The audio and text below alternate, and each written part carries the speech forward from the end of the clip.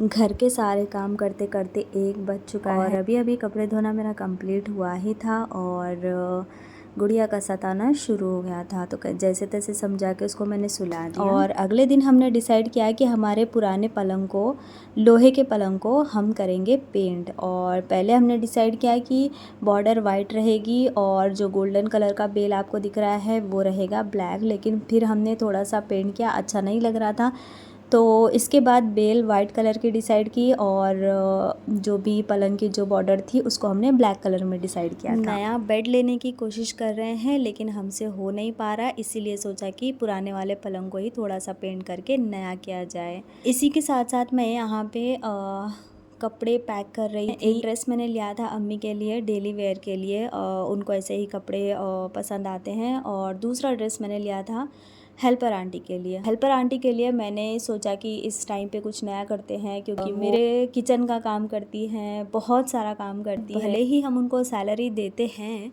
लेकिन बस पता नहीं क्यों मेरा दिल करा। वो मेरे साथ बहुत अच्छे से रहती हैं, मैं उनके साथ बहुत अच्छे से रहती हूँ।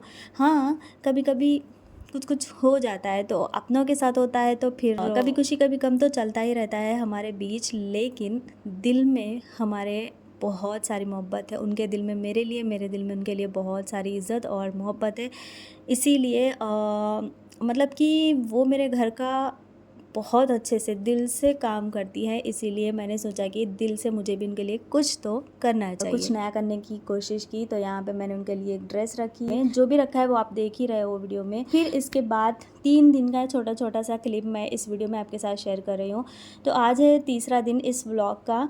यहाँ पे सारी क्लीनिंग हो चुकी है, झाड़ू पोछा हो चुका है, क्योंकि आज मेरे घर में मुकम्मल कुरान पढ़ी जाएगी, इसीलिए घर की सफाई हो रही थी।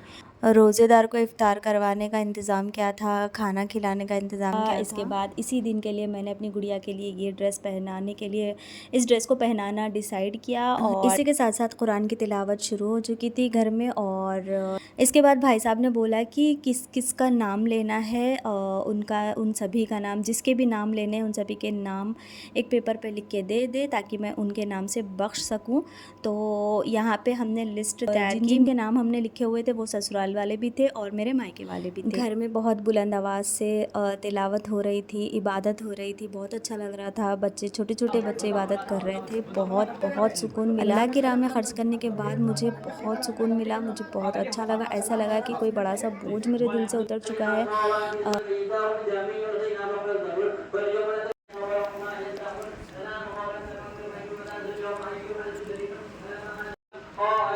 जैसे ही कुरान मुकम्मल हुई थी, इसके बाद हमने रोज़ा खुलवाया। इसके बाद अल्हम्दुलिल्लाह माशाल्लाह मैंने खाना खिलाया सबको और हम सभी ने मिलके खाया और बहुत सारे लोगों के यहाँ पे हमने खाना भेजा।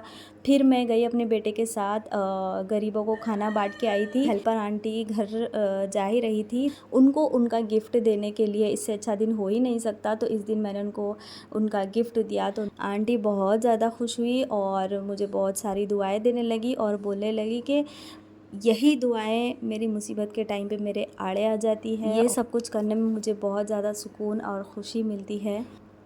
उम्मीद करती हूँ और कोशिश करूँगी कि मैं ऐसे ही मेहनत करना, खुश रखना और अल्लाह को राज़ी करना, यही मेरी कोशिश रहेगी।